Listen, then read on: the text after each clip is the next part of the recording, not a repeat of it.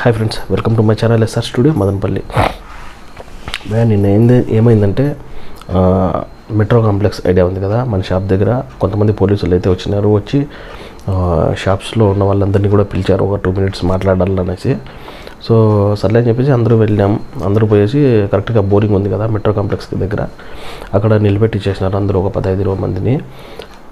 So police వాళ్ళు ఏంటంటే maybe ఆయన ఎస్ఐఎస్ తెలియదు నాకు.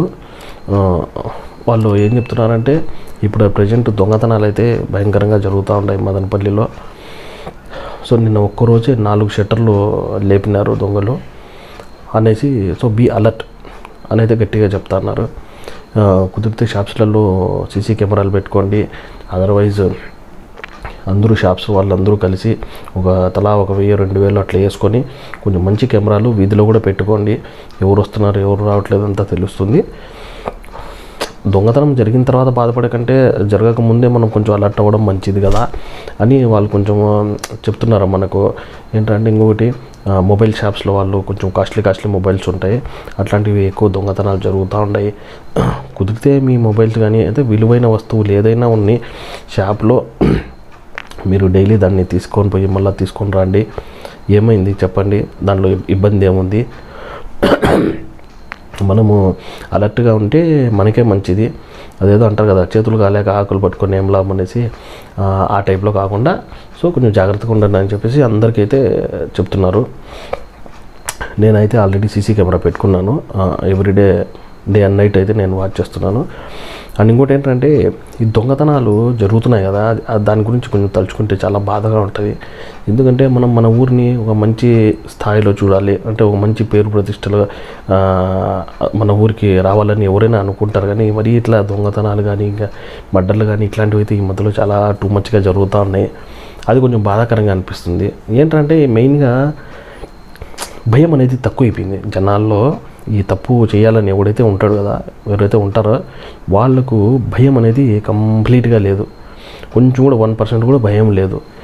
ఏముందిలే వాడిని చంపేసి జైలుకు పోతా, లేకపోతే 1 లక్ష 2 లక్షలు ఖర్చు చేస్తే బయటకు వస్తా బెయిల్ పైన, ఇట్లాంటివి ఎదవలాజిక్కులు ఎక్కువైపోయినాయి బ్రదర్. నిజం చెప్పాలంటే మన సమాజము ఇప్పుడు ప్రజెంట్ సరిగ్గా లేదు బ్రదర్. నిజం చెప్తున్నాను. నేను డైలీ ఇన్ని చూస్తూ అంట, కడుపు కాలిపోతుంటుంది. నాకేంటంటే ఎక్కడైనా ఒక చోట అన్యాయం జరుగుతుందంటే చూస్తూ ఊరుకోలేను. అట్లాగని చెప్పేసి పోయి వాళ్ళతో నేను గొడవపడలేను.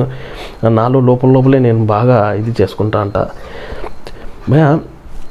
ఇప్పుడు ప్రజెంట్ సిచ్యువేషన్ ఎట్లుందంటే, రోడ్డు మధ్యలో ఎవరితో ఒకటిది బర్త్డే ఉంటే ట్రాఫిక్ అంతా ఆపి అక్కడ బర్త్డే సెలబ్రేట్ చేస్తాడు. ఆ ఒక్కడు బర్త్డే క్యాండిడేట్ ఎవడైతే ఉన్నాడో వాని ఒక్కని వల్ల అక్కడ మొత్తం వాతావరణం ఒక 50 మంది సఫర్ అవుతున్నారన్న సంగతి తెలీదా? లేకపోతే అర్థం కాదా? లేకపోతే వాంటెడ్లీ పొగరా? సో ఇది ఒకటేను కదా, చాలా వరకు మిస్టేక్స్ చాలా జరుగుతూ ఉన్నాయి మన సొసైటీలో.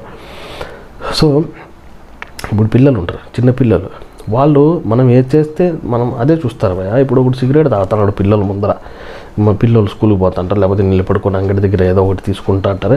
ఆడ పక్కన ఒకడు గప్పు అని లాగిస్తుంటాడు, మళ్ళీ పిల్లోని చూసుకుంటా అంటారు. ఇంకా కొంతమంది పిల్లోల్ని స్కూల్కి పిలుచుకొని పోతా అంటారు, చేయి పట్టుకొని ఇంకో చేత్తో సిగరెట్ కాలుస్తూ అంటారు. అది ఏంటరా వీడు ఏం తాగుతున్నాడు అని పిల్లలు అడగరా? వాళ్ళు ఆలోచించరా? మనం సరే నాన్న అది సిగరెటు, అది తాగకూడదు, అది మంచి చెడ్డ, సరే మనం మన పిల్లల్ని మంచిగా దారిలో పెట్టాలి, అవన్నీ మన పిల్లలకి తెలియకుండా పెంచాలి అని అనుకొని మనం హైడ్ చేసినా రేపు రోజున ఎట్లాగో వాళ్ళకు మైండ్లో వచ్చేస్తుంది, వీడు ఏంది ఇదేంది, మన అమ్మ నాన్నని అడిగితే వాళ్ళ క్లారిటీ నాకు ఇవ్వలేదు, సో నేను తెలుసుకోవాలా అనే కుతూహలం వాళ్ళకు కూడా ఏర్పడుతుంది. ఎప్పటికైనా కూడా తెలుసుకుంటారు. సో వాళ్ళ వయసులో వాళ్ళకు అవన్నీ తెలియడం అవసరమా? రోడ్లో పోతుంటాము, 10 మంది గలీజ్ మాట్లాడుకుంటూ ఉంటారు. పిల్లనా కొడుకులు అందరూ ఈ పక్క అంతా కాలేజెస్ అందరూ గబ్బుగా మాట్లాడుకుంటూ ఉంటారు. నీ అమ్మ నీ అక్క నీ ఫ్యామిలీ వాళ్ళందరినీ తిట్టుకుంటూ ఉంటారు. సో అవన్నీ వాడు నేర్చుకోడా? వింటే పిల్లడు పక్కన పోయేవాడు నేర్చుకోడా? భయ నిజం చెప్తున్నా, ఇప్పుడు జస్ట్ ఒక 10-12 years ఉన్నోళ్ళు కూడా స్మోకింగ్ చేస్తున్నారు వాస్తవంగా చెప్పాలంటే. అదంతా వాళ్ళకి ఎక్కడి నుంచి హ్యాబిట్ వచ్చింది? స్మోకింగ్ చేయాలనే ఇంటెన్షన్ ఎక్కడి నుంచి వచ్చింది? ఎవడో ఒకడు చేస్తున్నాడు, వాడిని చూసి వీడు చేసుకుంటున్నాడు. సో అది మనం ఎట్లుంటే మన పిల్లలపైన ప్రభావం అదే విధంగా పడుతుంది బ్రదర్. సో అందుకే మనం బాగుండాలి. ఫస్ట్ పెద్దవాళ్ళు అనేవాళ్ళు బాగుండాలి. ఇప్పుడు దొంగ నా కొడుకు దొంగ ఎట్లయినాడు? కష్టపడే మనస్తత్వం లేక, లేకపోతే కష్టపడడం ఇష్టం లేక, కష్టపడేది రాక, ఏంది భయ ఇదే కదా భయ జీవితము. పొద్దున్న లేచినామా, పరిగెత్తినామా, కష్టపడినామా, 4 డబ్బులు సంపాదించుకున్నామా, 2 మెతుకులు తిన్నామా, ఇది కదా బతుకు. అలా కాదని చెప్పేసి దొంగతనాలు చేసి, మర్డర్లు చేసి, పోలీసు వాళ్ళు క్లియర్గా చెప్తున్నారు, రోజు బండ్లు దొంగతనాలు జరుగుతూ ఉంటాయి, షాపులు దొంగతనాలు జరుగుతూ ఉంటాయి అని చెప్పేసి. అరే దొరికితే పోలీసు వాళ్ళకు వీళ్ళకు ఏంటి పరిస్థితి అనేది వీళ్ళకి తెలీదా? లేకపోతే వాళ్ళు ఏం చేయలేరులే అనేసి వీళ్ళకి ధైర్యమా? ఎందుకు భయ ఆ దొంగతనం? ఆ బతుకు కూడా ఒక బతుకేనా అసలు? శుభ్రంగా ఏదో ఒక పని చేసుకుంటే డైలీ 300-400 సంపాదించుకోవచ్చు బ్రదర్, హ్యాపీగా బతకచ్చు బ్రదర్. అది దర్జా బతుకు. నిజం చెప్పాలంటే చాలా ప్రశాంతంగా ఉంటుంది తెలుసా. కష్టపడి మనం డబ్బులతో, మనం సంపాదించిన డబ్బులతో పిల్లం బిడ్డల్ని పోషించి మనం బాగా తింటా అంటే కడుపుకి ఎంత మనకు ఇదిగా ఉంటుంది, ఎంత ప్రశాంతంగా ఉంటుంది తెలుసా. ఏ టెన్షన్ ఉండదు, హ్యాపీగా ఉంటాం. మెయిన్ పేరెంట్స్ బాగుంటే పిల్లలు కూడా బాగుంటారు. పేరెంట్స్ పిల్లల్ని ఎట్లా పెంచుతారు అనే దాన్ని బట్టి వాళ్ళ ఫ్యూచర్ డిసైడ్ అయ్యి ఉంటుంది ఖచ్చితంగా 100%. పిల్లలు ఒక లిమిట్ వరకు వింటారు, అంటే ఒక ఏజ్ లిమిట్ వరకు వింటారు, ఆ తర్వాత వినరు. అయినా కూడా మనము ఏదైనా సరే వాళ్ళను కరెక్ట్గా వేలో పెట్టాల్సిన బాధ్యత పేరెంట్స్ది అంటే టీచర్స్ది. స్కూల్లో ఏం చేస్తారని పక్క పెడితే వీళ్ళపైన ఖచ్చితంగా నిఘా వేయాల్సింది పిల్లలపైన పేరెంట్సే, ఖచ్చితంగా పేరెంట్సే. ఇక్కడ ఏమవుతుందంటే ఇప్పుడు స్కూల్కి పోయే పిల్లలు ఉంటారు. మొన్న ఏం జరిగింది, ఒక 3 కలిసి ఒకే స్కూటర్ పైన మన పోతా ఒక పిల్లోని గుద్దేసి వెళ్ళిపోయినారు. ఆ పిల్లోని కాలు ఇరిగిపోయింది. అక్కడ పక్కన షాప్ వాళ్ళు వీళ్ళు ఇమీడియట్గా వాళ్ళ పేరెంట్స్కి ఇన్ఫార్మ్ చేసినారు, హాస్పిటల్ తీసుకొని పోయి. ఆ 4 కూడా పోతారు ఒక బండిలో. నా కళ్ళారా నేను చూసిన. ఇక్కడ ఈ జ్ఞానోదయ గ్రౌండ్, ఈ కృష్ణారెడ్డి కాలేజు, మా ఇల్లు కూడా ఇక్కడే ఉంటుంది. సో నేను ప్రతిరోజు ఇట్లాంటి ఇన్సిడెంట్స్ చాలా చూస్తా అంట. ఏదో ఒక రోజు ఖచ్చితంగా రికార్డ్ చేసి లైవ్లో యూట్యూబ్లో పెట్టేస్తా. ఇంకోటి ఏంటంటే ఇక్కడ వేరే ఏరియాస్ వల్ల వస్తున్నారు పిల్లలు, కొంతమంది వచ్చేసి కొట్టుకుంటున్నారు, గొడవలు పడుతున్నారు, అవన్నీ చాలా జరుగుతుంది, రౌడీజాలు జరుగుతున్నాయి, అవన్నీ చాలా చూస్తాను. నేను ఒకసారి రికార్డ్ కూడా చేసిన, కరెక్ట్గా మెట్రో కాంప్లెక్స్ దగ్గర కొంతమంది పిల్లలు కొట్లాడుకుంటా అంటే రౌడీజం అది ఇది చేసుకుంటా అంటే నేను చూసిన, రికార్డ్ కూడా చేసిన. కానీ పెట్టాలా వద్దా, యూట్యూబ్లో పెట్టాలా వద్దా ఆలోచించి సైలెంట్ అయిపోయినా. ఎందుకంటే నేను ఫేస్ చేస్తా ఫర్దర్గా, ఎందుకు చూపిస్తా, నేను మొహాన ఉంచుతా. ఏంట్రా నువ్వు చేస్తా ఉండేది, దీనివల్ల సమాజానికి ఏంట్రా ఉపయోగము, ఎవడికి ఉపయోగము, మీ తల్లిదండ్రులకు ఉపయోగమా, లేకపోతే ఎవరికి ఉపయోగము? ఏం హీరోయిజమా ఏంది ఇది? నాకు అర్థం కాదు. హీరోయిజం అంటే ఏంది? హీరోయిజం అంటే నలుగురికి బాగా చేసినామా, నలుగురు సహాయం చేసినామా, నలుగురు మంచి చేసినామా, అదిరా హీరోయిజం అంటే. ఏదో ఒకరిద్దరిని కొట్టేసి హీరోయిజం అంటే ఎట్లా వర్కౌట్ అవుతుంది? సో అది ఇట్లా సమాజం అయితే బాగా చెడిపోతుంది, బాగా ఎఫెక్ట్ పడుతుంది. పిల్లలపైన కూడా భవిష్యత్తులో కూడా వాళ్ళపైన బాగా ఎఫెక్ట్ పడుతుంది. అందుకే నేను చెప్పేది ఏంటంటే ఈ దొంగతనాలు అవి ఇవి మానేయండి బ్రదర్. శుభ్రంగా హ్యాపీగా పని చేసుకొని బతకండి. 4 డబ్బులు సంపాదించుకుని డైలీ ఏదో ఒక పని చేస్తూ, ఏదో ఒక పని చేస్తే 300-400 వస్తాయి బ్రదర్. ఇవి కూలీ పని చేస్తున్నారు బ్రదర్. కూలీ పని చేసే వాళ్ళు సగం మంది లేడీస్ ఉంటా అన్నారు. ఇప్పుడు ఇల్లు కన్స్ట్రక్షన్ చేసే చోటనో ఎక్కడైనా మీరు చూడండి, లేడీస్ ఉంటారు. వాళ్ళు ఎందుకు కష్టపడుతున్నారు? దొంగతనం అనేది అసలు వేస్ట్ బ్రదర్. అది కూడా ఒక వృత్తి అసలు. దొంగతనాలు లేని దేశాలు చాలా ఉన్నాయి, ఎంత ప్రశాంతంగా ఉంటాయి తెలుసా. మనము స్ఫూర్తిని పాకిస్తాన్ని లేకపోతే బంగ్లాదేశ్ని స్ఫూర్తిగా తీసుకోకూడదు. స్ఫూర్తిగా తీసుకోవాల్సిన దేశాలు చాలా ఉన్నాయి. పాకిస్తాన్ వాళ్ళు అయితే మరీ వరస్ట్. నిలబడుకొని ఫోన్ చూసుకుంటా అంటే కూడా గన్నులు చూపించి ఫోన్ లాక్కొని పోతారు. వాళ్ళు అసలు బతికే కాదు నిజం చెప్పాలంటే. అట్లా కొంతమంది ఇక్కడ బతుకుతా అన్నారు ఎంతసేపు. కానీ ఇంక రీసెంట్గా అయితే సైబర్ క్రైమ్, రాయచూటి వాళ్ళు ఎవరో సైబర్ క్రైమ్ చేసినారని చెప్పేసి వాళ్ళని పట్టుకోవడం జరిగింది. సో ఏంటంటే ఈజీ మనీ, తొందరగా డబ్బులు సంపాదించేసేయాలి, తొందరగా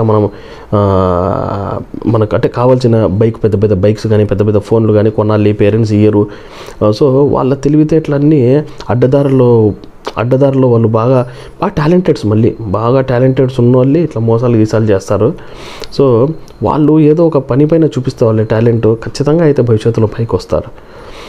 సో అది కూడా నేను చెప్పేది ఏంటంటే మదనపల్లిలో అయితే దొంగతనాలు బాగా జరుగుతున్నాయి. సో చాలా జాగ్రత్తగా ఉండండి. 2 వీలర్స్ కానీ 4 వీలర్స్ కానీ లేకపోతే షాప్స్ కానీ. సో ఖచ్చితంగా ఒక కన్ను అయితే వేసి పెట్టండి. మన వస్తువులు మన జాగ్రత్తలో పెట్టుకుంటే మనకు టెన్షన్ ఉండదు. అండ్ అనదర్ వన్ థింగ్ ఏంటంటే ట్రాఫిక్ మనకు ట్రాఫిక్ జామ్ అవుతుంది ఒక్కోసారి. ఏంటంటే ప్రాబ్లం చూస్తే ఎవడో ఒకరిద్దరు వాని బండి వీని బండి టచ్ అయి ఉంటుంది సైడ్లో ఎక్కడో. ఆహా నువ్వెంత నేనెంత అని చెప్పేసి బండ్లు దిగి కొట్టుకుంటా అంటారు భయ, అమ్మ నా బుద్ధులు తిట్టుకుంటా అంటారు. నా మెట్రో కాంప్లెక్స్ ముందర చాలా జరుగుతూ ఉంటాయి, నా షాప్ ముందర ఇట్లాంటివి. నేనేమంటే వీళ్ళిద్దరు కొట్లాడుకోవడం కాదరా, కత్తులు తీసుకొని పొడుచుకొని చచ్చిపోండి, మాకు నష్టమే లేదు, అది పక్కకు పోయి చేసుకొని సావండి.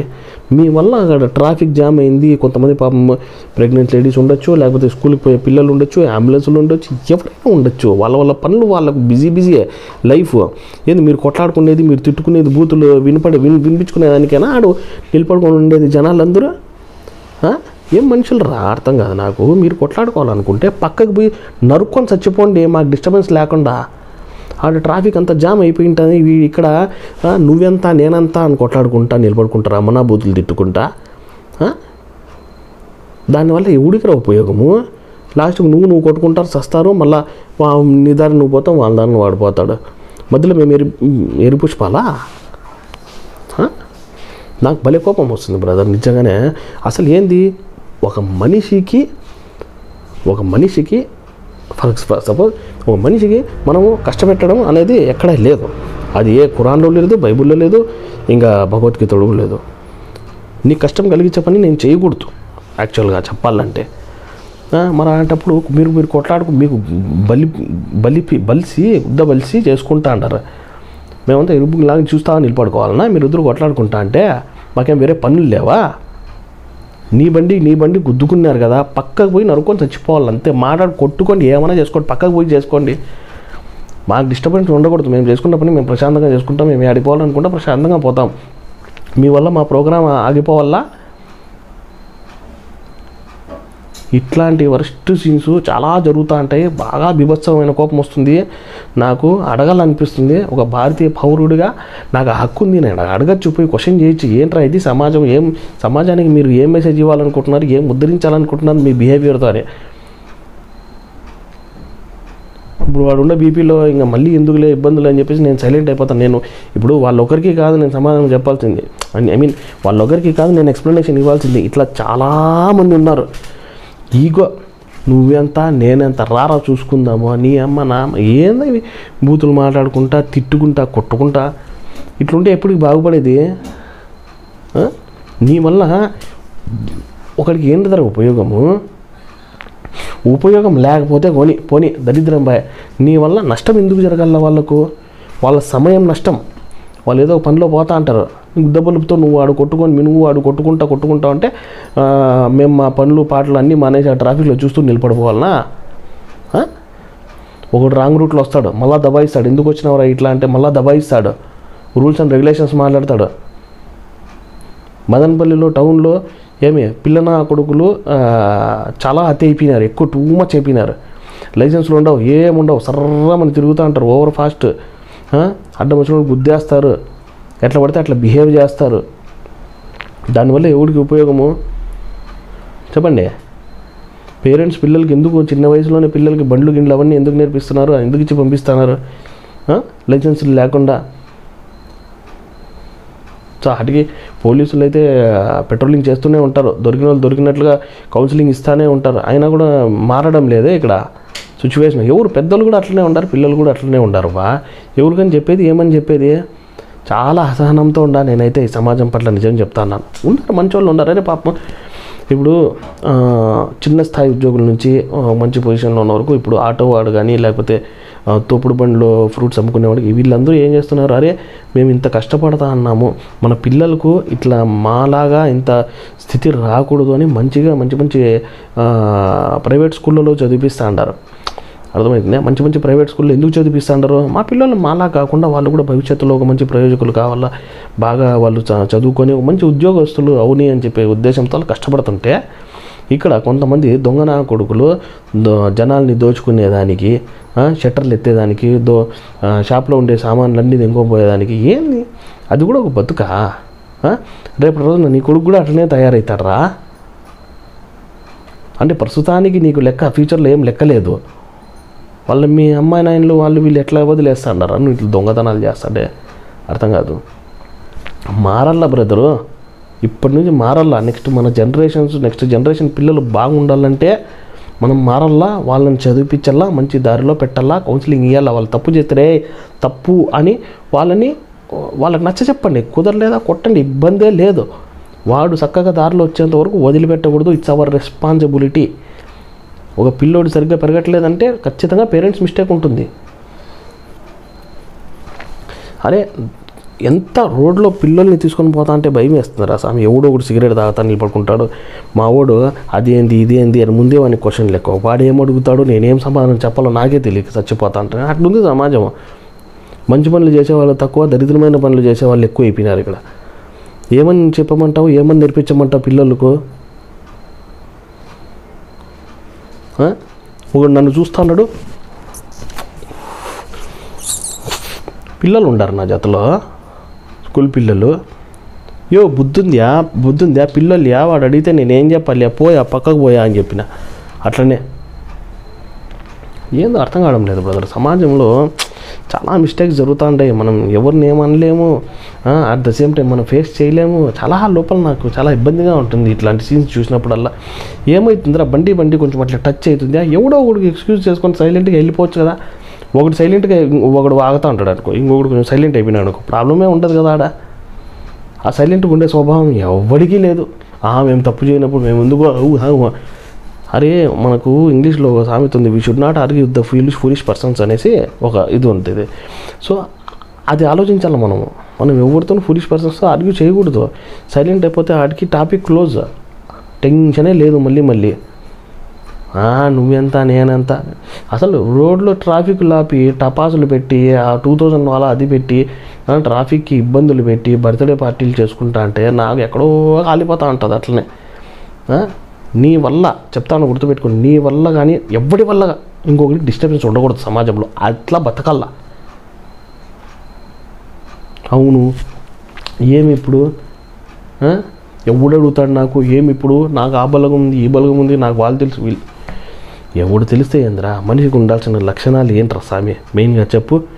దొంగతనం చేయకూడదు, వ్యభిచారం చేయకూడదు, ఆడవాళ్ళతో అసభ్యంగా ప్రవర్తించకూడదు, అబద్ధాలు చెప్పకూడదు, ఒకరికి నొప్పించే విధంగా మనం నడుచుకోకూడదు. ఇది బేసిక్ కామన్ పాయింట్స్ రా లైఫ్లో బతకడానికి. ఇవే మీకు తెలియనప్పుడు ఇంకా మీ అమ్మనాయలు మీకు పెంచి ఏం లాభం, మీరు ఇంత పెద్దగా ఈ లాభంలో ఏం లాభం, మీరు చదువుకొని ఏం లాభము? ఇవన్నీ పాయింట్స్ అయినట్టు కొంతమంది నేను చెప్పే తప్పులు ఎవరైతే చేస్తున్నారో కేవలము వాళ్ళను ఉద్దేశించే వీడియో. ఇంకోటి ఏంటంటే జనాలందరూ కూడా నా వీడియో చూసే వాళ్ళందరికీ కూడా నేను ఒక విజ్ఞప్తి ఏమిటంటే, పోలీస్ వాళ్ళు అదే పనిగా వచ్చి మాకందరికీ ఎక్స్ప్లెనేషన్ చేసినారు.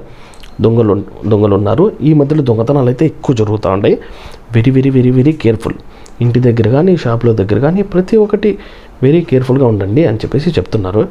సో నేను అదే చెప్తున్నాను అందరికీ, ఎందుకంటే వాళ్ళు నాకు చెప్పారు, నేను ఏదో ఒక రూపంలో మీకైతే చెప్పాలి. సో అందుకే ఈ వీడియో చేస్తున్నాను. మదనపల్లి అయితే దొంగలు తిరుగుతున్నారంటే జాగ్రత్త. అట్ ద సేమ్ టైం నా పాయింట్ ఏంటంటే, దొంగతనం ఎందుకు, ఏదో పని చేసి బతకచ్చు కదా అని నా అభిప్రాయం. అంతే కదా ఫ్రెండ్. దీంట్లో ఏమన్నా నేను మాట్లాడే దాంట్లో తప్పేమన్నా ఉందా? ఏమన్నా తప్పు ఉంటే మీరు కింద కామెంట్స్లో పెట్టండి. పెడతా అంటారు అప్పుడప్పుడు. మొన్న ఏదో ఒక పెట్ షాప్ గురించి పెట్టింటే ప్రైజెస్ నాకు తెలియవని చెప్పినాను. నేను ప్రైజెస్ నేను కింద వాళ్ళ కాంటాక్ట్ నెంబర్ ఇస్తాను, వాళ్ళతో మాట్లాడుకోండి, డిస్కస్ చేసుకోండి. నేను ఆల్రెడీ వీడియోలో పెడితే మళ్ళా 10 కామెంట్లు వస్తాండే, దాని ప్రైజ్ ఎంత, దీని ప్రైజ్ ఎంత అని చెప్పారు. నాయన ఆడ పెట్టినాక మీకు వీడియో కింద డిస్క్రిప్షన్లో కూడా పెట్టిన, ఫోన్ నెంబర్ పెట్టిన, ఇన్ఫినిటీ పెట్ షాపు వాళ్ళ కాంటాక్ట్ నెంబర్, వాళ్ళ అడ్రస్ అన్నీ ఉన్నాయి వీడియోలో. ప్రతి ఒక్కటి ఫస్ట్ నుంచి లాస్ట్ వరకు చూస్తే అన్నీ ఉన్నాయి దాంట్లో. అది వీడియో పాస్ చేసుకొని చూసుకోవచ్చు, లేకపోతే కింద డిస్క్రిప్షన్లో నా కాంటాక్ట్ నెంబర్ ఉంటుంది, వాళ్ళకు కూడా కాంటాక్ట్ చేసి కనుక్కుంటారంటే మెసేజ్లు పెడతారు. అది కూడా ఎంత వరస్ట్గా ఎర్రిపప్ప, నువ్వు రేట్లు చెప్పరా ఎర్రిపప్ప, అది ఇది అని చెప్పేసి మెసేజ్. నేను అన్నీ పట్టించుకోను అనుకోండి. బట్ ఏంటంటే నేను అంత క్లియర్ కట్గా వీడియో పెట్టినప్పుడు, మీరు నిజంగా వీడియో చూస్తున్నప్పుడు కింద నెంబర్ ఎక్కడుంది ఏంది ఉంది అంది చెప్పినా నేను కింద వీడియో డిస్క్రిప్షన్లో నెంబర్ ఇస్తాను, మీకు ఏమైనా డౌట్స్ ఉంటే కాంటాక్ట్ చేసుకోండి అని వీడియోలో కూడా పెట్టి, మళ్ళీ దాని ప్రైజ్ ఎంత దీని ప్రైజ్ ఎంత అని కింద కామెంట్స్లో పెడితే నేను ఏమని సమాధానం చెప్పేది? ఎంతమంది కానీ మళ్ళీ వాళ్ళ నెంబర్ పంపించేది నేను? సో అది ఫ్రెండ్, నేను చెప్పేది ఏంటంటే వీడియోలోనే ఖచ్చితంగా నేను ఒక కంక్లూజన్ అయితే ఇచ్చేస్తాను. మీరు కరెక్ట్గా దాన్ని ఫాలో అయితే మాత్రం ఖచ్చితంగా మీకు దానికి సొల్యూషన్ అనేది ఉంటుంది. ఇంకా నాకు నిలబెట్టి కింద మెసేజ్లో అది కాదురా ఇది కాదురా ఎరిపప్ప ఆ పప్ప ఈ పప్ప అంటే నేనేం చేసేది చెప్పండి? అది నేను చేసే ప్రతి వీడియోకి దానికి ఒక కంక్లూజను, దానికి ఒక ఏదో ఒకటి నేను అరేంజ్మెంట్ చేస్తాను. కింద డిస్క్రిప్షన్లో లింక్ ఇచ్చేస్తాను. దానికి సంబంధించింది మీరు మాట్లాడుకుని ఏదో ఒకటి అడ్జస్ట్మెంట్ చేసుకోవాలా. సో అది ఫ్రెండ్స్, ఇట్లా ఈ మన సమాజంలో చాలా అయితే అన్యాయాలు జరుగుతూ ఉన్నాయి, ఘోరాలు అయితే జరుగుతున్నాయి, ఇంకా మర్డర్లు కూడా జరుగుతున్నాయి.